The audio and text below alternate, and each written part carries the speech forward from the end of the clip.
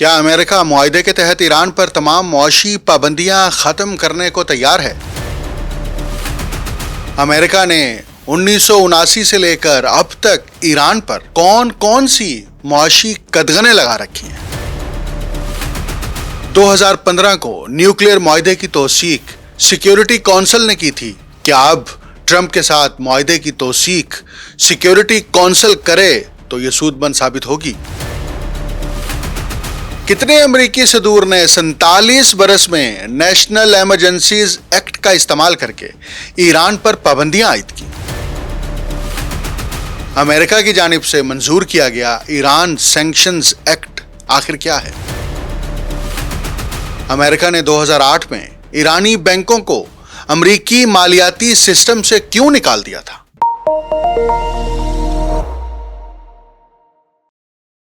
آپ دیکھ رہے ہیں انٹولڈ سٹوری ود ڈاکٹر اکمل سمرو. امریکی صدر ڈونلڈ ٹرمپ اور ایران کے صدر مسعود پزشکیان نے جس میمورنڈم آف انڈرسٹینڈنگ کے اوپر دستخط کی ہیں، اس کی شق نمبر 7 یا نقطہ نمبر 7 کے اوپر میں آج بات کروں گا. اس کا امریکہ اور ایران کی تاریخ سے کیا تعلق ہے اس پر بھی میں تفصیل سے بات کروں گا. لیکن پہلے میں آپ سے یہ 7 نمبر کی جو کلاز یا شق یا نقطہ ہے اس پر بات کر لیتا ہوں. اس کے مطابق امریکہ عہد کرتا ہے کہ وہ حتمی معاہدے کے مطابق طے پانے والے شیڈول کے تحت ایران کے خلاف تمام اقسام کی پابندیوں کو ختم کرے گا، جن میں اقوام متحدہ کی سلامتی کونسل کی قراردادیں، بین الاقوامی ایٹمی توانائی ایجنسی کے بورڈ آف گورنرز کی قراردادیں اور امریکہ کی تمام یک طرفہ پابندیاں بشمول بنیادی اور ثانوی پابندیاں شامل ہیں.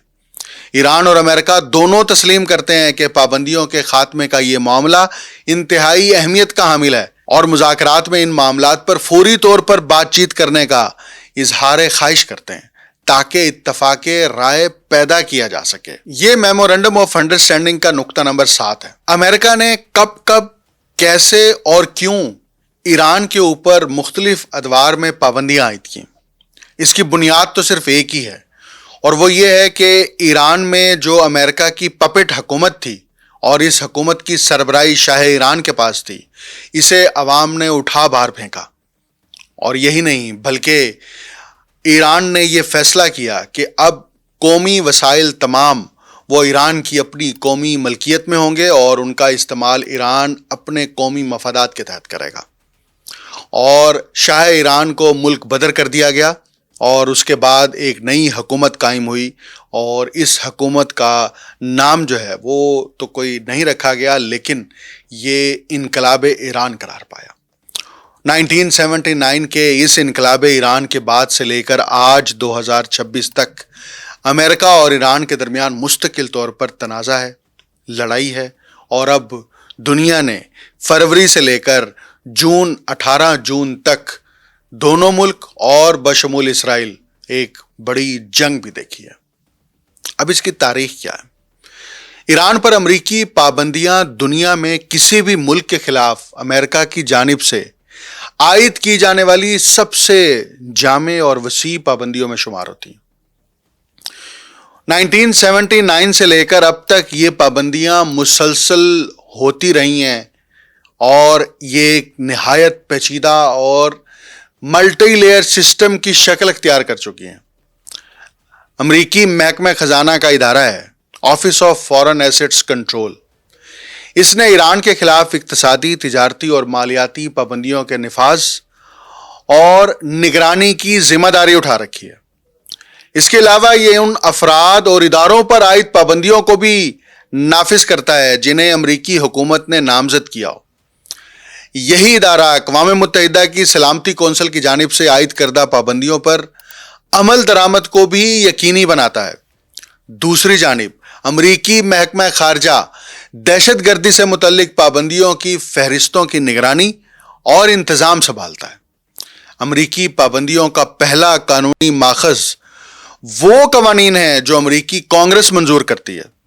تاہم بیشتر پابندیاں international emergency economic powers act 1977 کے تحت نافذ کی جاتی ہیں، جو امریکی صدور کو یہ اختیار دیتا ہے کہ وہ نیشنل ایمرجنسیز ایکٹ 1976 کے تحت قومی ہنگامی حالت کا اعلان کرنے کے بعد صدارتی احکامات یعنی ایگزیکٹو آرڈرز جاری کر کے اقتصادی پابندیاں عائد کر سکے، بشرط یہ کہ امریکہ کی قومی سلامتی، خارجہ پالیسی یا معیشت کو کسی خطرے کا سامنا ہو۔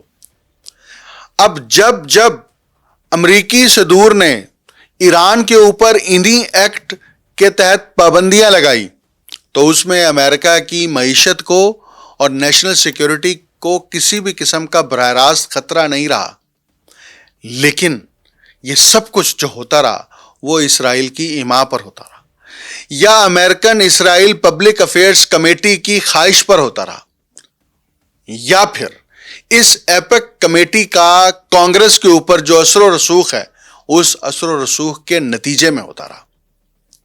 بہرحال امریکہ کی بعض ریاستوں میں بھی منظور کیے گئے سرمایہ کاری سے دستبرداری کے قوانین ریاستی پینشن فنڈز کو یہ ہدایت دیتے ہیں کہ وہ ایران میں کاروبار کرنے والی کمپنیوں سے اپنی سرمایہ کاری واپس لے لیں۔ اس کے علاوہ امریکی عدالتوں میں دائر کیے گئے متعدد دیوانی مقدمات اور عدالتی فیصلے جن کی مجموعی مالیت اربوں ڈالر تک پہنچتی ہے، دہشت گردی کے متاثرین کو معاوضہ فراہم کرنے کے لیے ایرانی اثاثوں کی ضبطی کا مطالبہ کرتے ہیں۔ ایران پر جو ابتدائی امریکی پابندیاں ہیں اس کا ایک پہلا دور جو ہے وہ 1979 سے لے کر 1995 تک ہے۔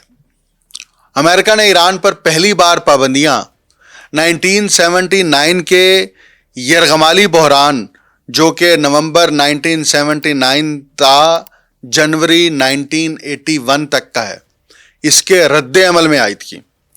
ان پابندیوں میں ایرانی خام تیل کی درآمد پر پابندی لگائی گئی۔ امریکہ میں موجود ایرانی حکومت کے تقریباً تمام اثاثوں جن کی مالیت تقریباً 12 ارب امریکی ڈالر تھی اس کو فریز کیا گیا۔ ایران کے ساتھ تمام امریکی تجارت پر پابندی عائد کر دی گئی اور مالیاتی لین دین کو محدود کر دیا گیا۔ یہ پہلی پابندیاں تھیں۔ بحران کے خاتمے کے بعد یہ تمام پابندیاں ختم کر دی گئیں اور فریز کیے گئے بیشتر اثاثے بھی ایران کو واپس کر دیے گئے۔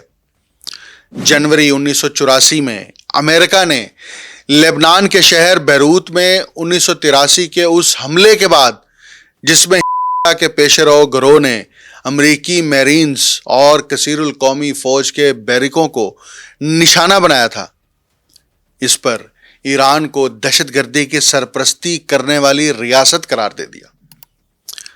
اس نامزدگی کے نتیجے میں عائد ہونے والی اہم پابندیوں میں اسلحے کی فروخت اور برآمدات پر پابندی، دوہرے استعمال کی حامل اشیاء اور ٹیکنالوجی کی برآمدات پر سخت کنٹرول، امریکی غیر ملکی امداد اور بین الاقوامی مالیاتی اداروں میں تعاون پر پابندیاں اور ویزے کے اجراء سے متعلق خصوصی شرائط شامل تھیں۔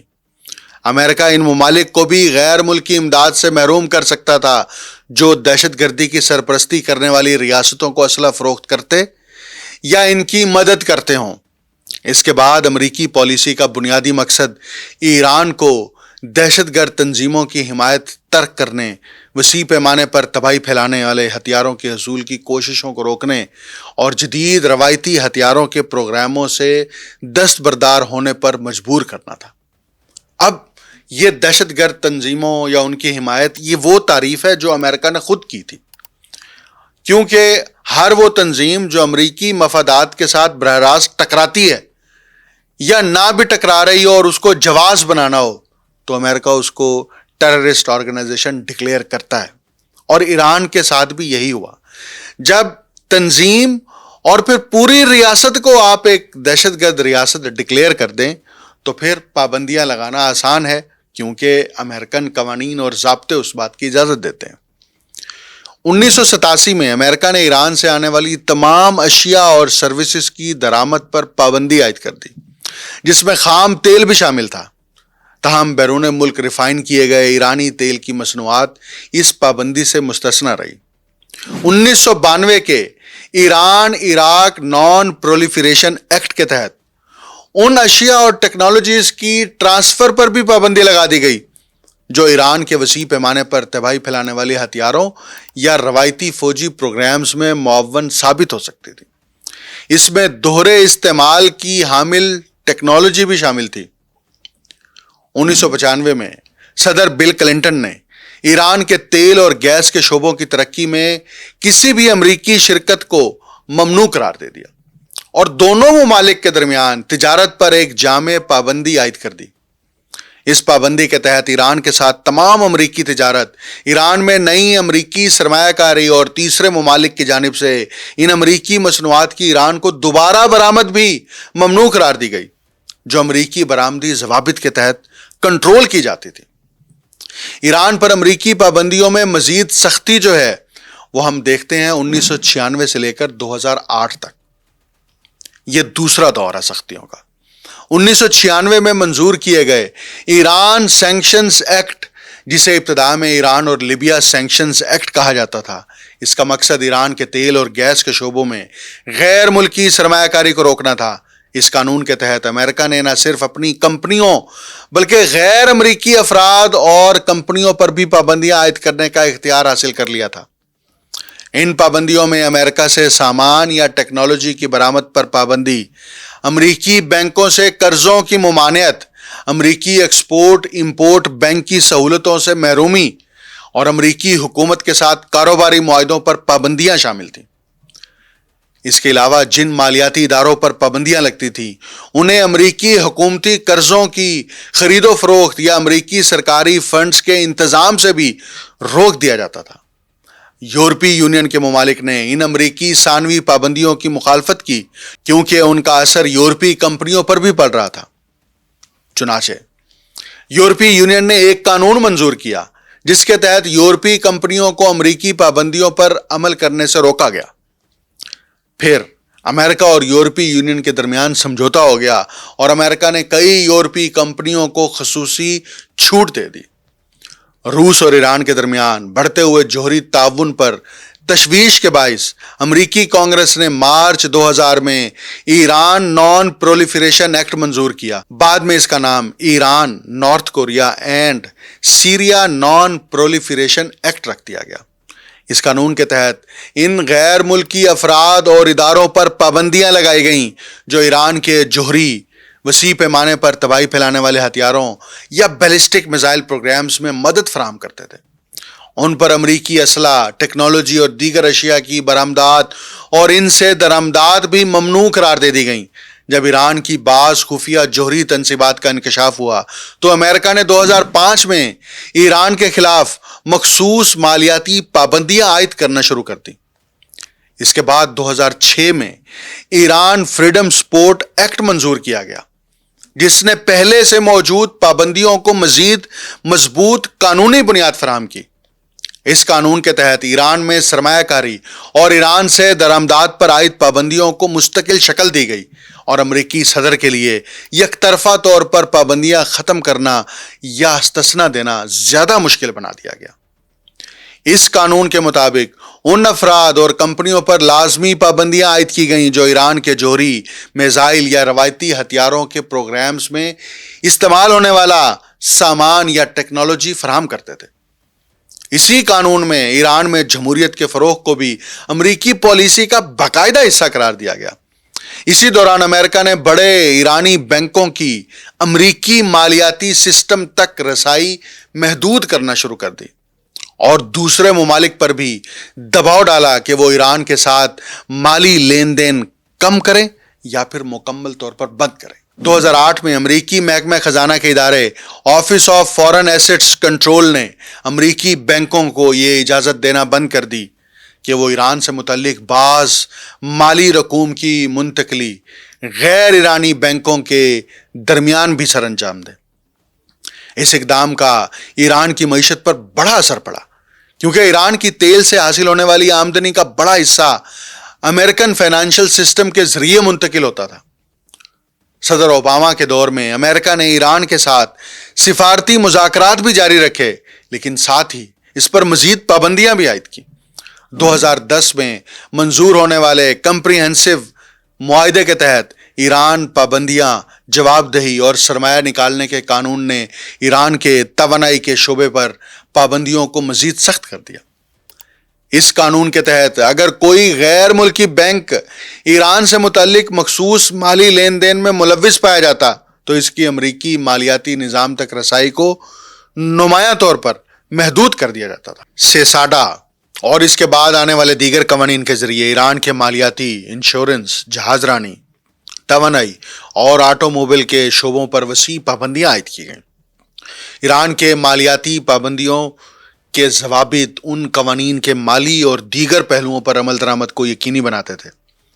صدر اوباما نے ان قوانین کو نافذ کرنے کے لیے 9 دفعہ صدارتی یعنی ایگزیکٹو آرڈرز جاری کیے، جن کے ذریعے ایران پر پابندیوں کا دائرہ مزید وسیع کیا گیا اور مزید افراد اور اداروں کو ویزا پابندیوں اور اثاثے منجمد کیے جانے کی فہرست میں شامل کیا گیا۔ پھر کیا ہوا؟ 14 جولائی 2015 کو joint comprehensive plan of action, جسے GCPOA کہا جاتا ہے، وہ طے پایا، جسے 20 جولائی 2015 کو یونائٹڈ نیشن سیکیورٹی کونسل نے بھی منظور کیا تھا۔ غور سے آپ نے سنا ہے، 14 جولائی کو معاہدہ ہوا اور 20 جولائی یعنی 6 دن بعد یونائٹڈ نیشنز کی سیکیورٹی کونسل نے اس کو منظور کیا۔ جو ابھی معاہدہ ہوا ہے جس پر ٹرمپ نے دستخط کیے ہیں، ٹرمپ نے اس معاہدے کو منسوخ کیا تھا، اور اب جو دستخط کیے ہیں اس کا جو آخری نقطہ ہے، نقطہ نمبر 14، اس پر یہی بات لکھی گئی ہے کہ اب امریکہ اور ایران کے درمیان جو معاہدہ طے پائے گا حتمی 60 دنوں بعد، اس کی توثیق یونائٹڈ نیشن سیکیورٹی کونسل سے کی جائے گی۔ تو بھائی یہ 2015 میں بھی تو یونائٹڈ نیشن سیکیورٹی کونسل نے یہ توثیق کی تھی، اس کو منظور کیا تھا، لیکن ٹرمپ نے اٹھا کر اس کو ردی کی ٹوکری میں پھینک دیا اور پھر اوباما کے خلاف تقریریں جھاڑنا شروع کر دی، اور صرف یہی نہیں کیا بلکہ ایران کے اوپر نئی پابندیاں عائد کرنا شروع کر دی۔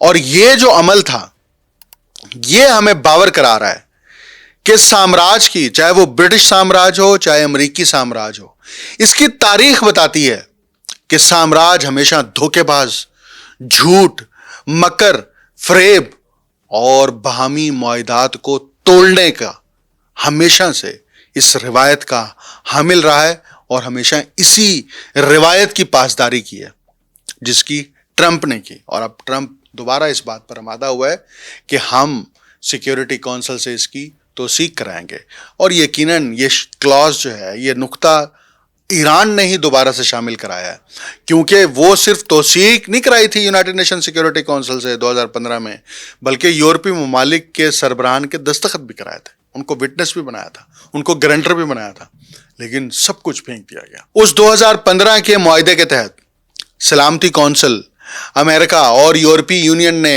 مرحلہ وار ایران پر عائد پابندیاں نرم کرنا شروع کر دی تھی۔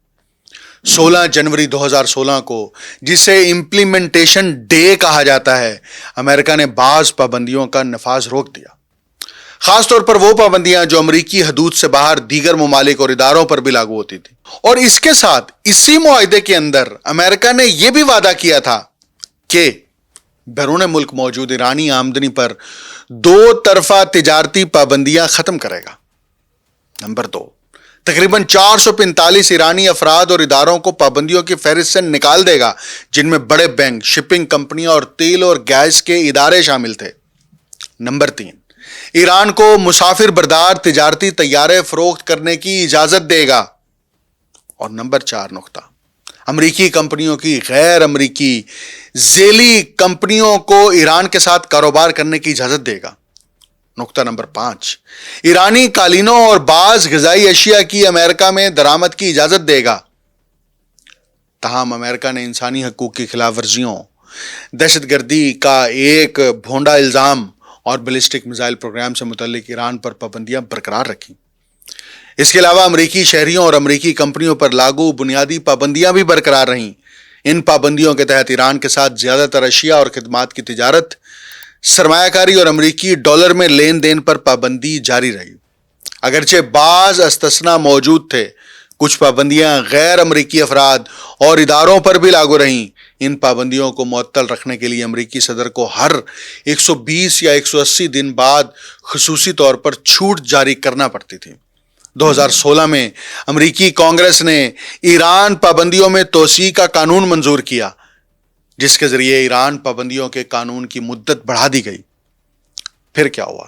2017 میں Countering Americans Adversaries Through Sanctions Act منظور کیا گیا، جس میں بڑی حد تک پہلے سے موجود قوانین کو برقرار رکھا گیا اور ایران کی اسلامی انقلابی گارڈ کور اور اس سے وابستہ اداروں کو دہشت گرد تنظیم قرار دینے کا مطالبہ کیا گیا۔ ڈونلڈ ٹرمپ نے مئی 2018 کو کیا کیا؟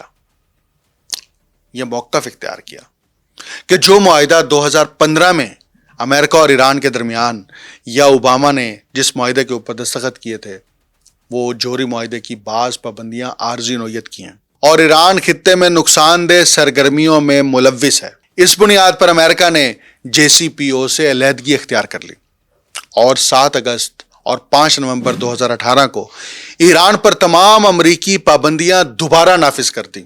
اس کے بعد امریکہ نے زیادہ سے زیادہ دباؤ کی پالیسی اپنائی، جس کا مقصد ایران کو ایک نئے اور زیادہ وسیع معاہدے پر مذاکرات کے لیے مجبور کرنا تھا۔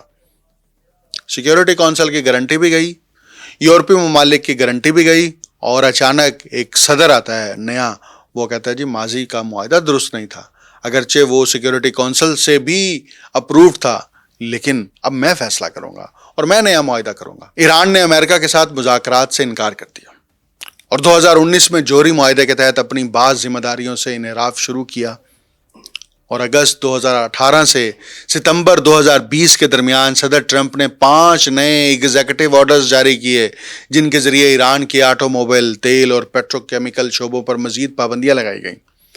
ان احکامات کے تحت ایران کے لوہا، فولاد، ایلومینیم، تانبا، تعمیرات، کانکنی، مینوفیکچرنگ اور ٹیکسٹائل کے شعبوں میں کاروبار کرنے والے افراد اور اداروں کے اثاثے منجمد کیے جا سکتے تھے، اور ان شعبوں سے متعلق مالی لین دین پر پابندیاں عائد کی گئیں۔ ایسے غیر ملکی بینکوں اور مالیاتی اداروں کو بھی نشانہ بنایا گیا جو ان لین دین میں سہولت فراہم کرتے تھے۔ ایران کو اسلحہ فروخت کرنے یا ایران سے اسلحہ خریدنے والوں پر پابندیاں لگائی گئیں۔ ایران کے سپریم لیڈر، ان کے دفتر، ان کے مقرر کردہ سرکاری عہدیداروں اور ان سے وابستہ افراد کے اثاثے اور مالی معاملات بھی پابندیوں کی زد میں آ گئے۔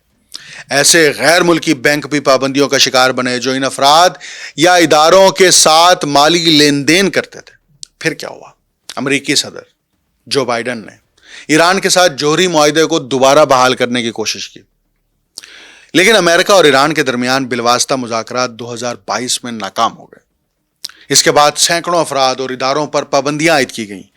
ان پابندیوں کی وجوہات میں ایرانی تیل کی تجارت میں ملوث ہونا، 2022 کے احتجاجی مظاہروں کے خلاف کریک ڈاؤن، اور پھر روس کو یوکرین جنگ میں استعمال کے لیے ایرانی ہتھیاروں کی فراہمی، حماس اور دیگر گروپس کی حمایت، اور امریکی شہریوں کو ایران میں حراست میں رکھنا شامل تھا۔ اپریل 2024 میں ایران کے اسرائیل پر براہ راست حملے کے بعد امریکی کانگریس نے ایمرجنسی نیشنل سیکیورٹی سپلیمنٹل 2024 کے ذریعے مزید پابندیاں منظور کیں۔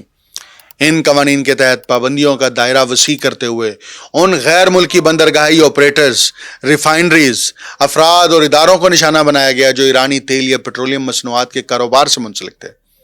اس کے علاوہ ان غیر ملکی افراد اور اداروں پر بھی پابندیاں لگائی گئیں جو ایران کو یا ایران سے میزائل اور ڈرون ٹیکنالوجی کی منتقلی میں شامل تھے۔ یہ پابندیاں ان چینی مالیاتی اداروں پر بھی لاگو ہوئیں جو ایران سے تیل یا تیل کی مصنوعات خریدنے کے عمل میں شریک تھے، اور ان غیر ملکی مالیاتی اداروں پر بھی جو ایرانی ڈرونز کی خریداری میں کردار ادا کر رہے تھے۔ اکتوبر 2024 میں ایران کے اسرائیل پر دوسرے حملے کے بعد امریکہ نے پابندیوں کا دائرہ مزید بڑھا دیا۔ اب ایران کے تیل اور پیٹرو کیمیکل شعبوں میں کام کرنے والے کسی بھی فرد یا ادارے کو پابندیوں کا نشانہ بنایا جا سکتا تھا، کیونکہ ان شعبوں کو ایرانی معیشت کے اہم ستون قرار دیا گیا تھا۔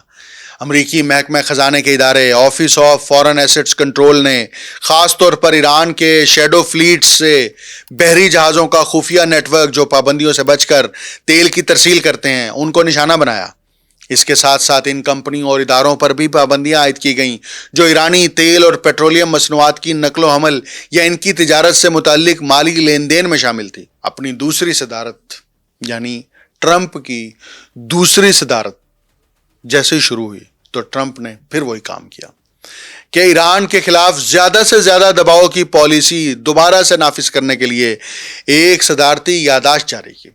اس کے بعد عائد کی جانے والی نئی پابندیوں کا ہدف ایران کے بیلسٹک میزائل اور جوہری پروگرامز کی حمایت کرنے والے عناصر، ایرانی تیل کی سمگلنگ کے نیٹ ورکس، ایران کے شیڈو فلیٹس، ایرانی ڈرونز کے حصول کے نیٹ ورکس اور ایران سے منسلک مختلف گروہوں یا گروپس کو شامل کیا گیا.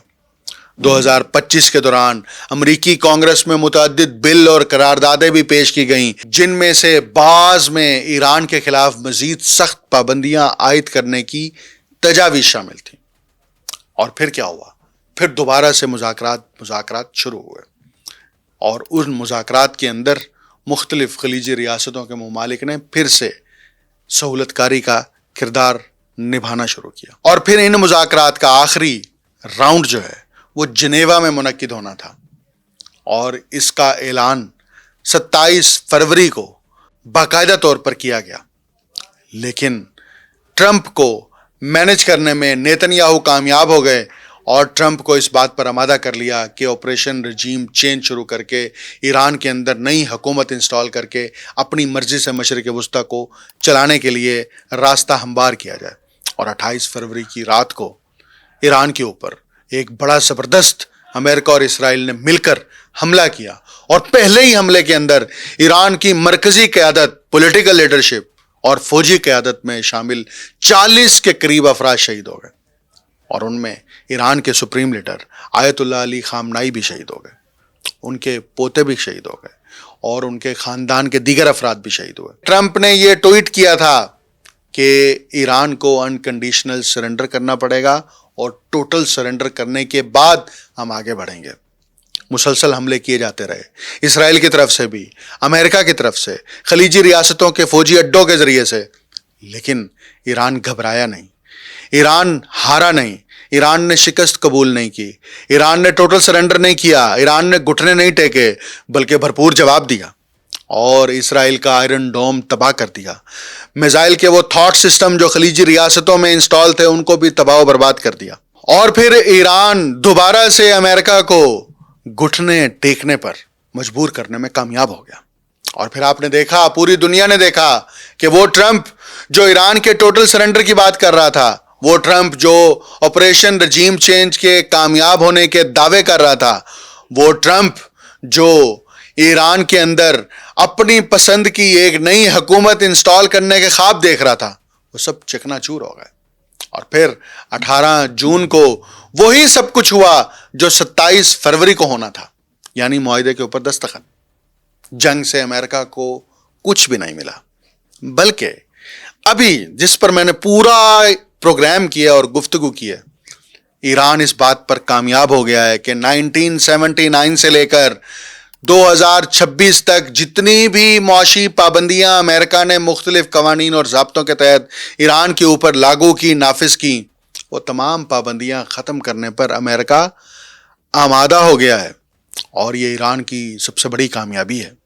اس کے علاوہ باقی کلازز کے اندر پھر میں زیادہ تفصیل سے بات کروں گا، لیکن میں ذاتی طور پر یہ سمجھتا ہوں کہ ایران نے اپنے قومی مفادات اور خاص طور پر اسپیکر محمد باقر کالیباف اور ایران کے وزیر خارجہ ڈاکٹر عباس اراغچی نے نہ صرف وطن پرست اور محب وطن ہونے کا ثبوت دیا ہے، بلکہ انہوں نے یہ ثابت کر دیا ہے اگر پولیٹیکل لیڈرشپ اپنے قومی مفادات کو مقدم جانے گی تو وہ کبھی طاقتور اور وقت کے فرعون کے سامنے بھی گھٹنے نہیں ٹیکے گی.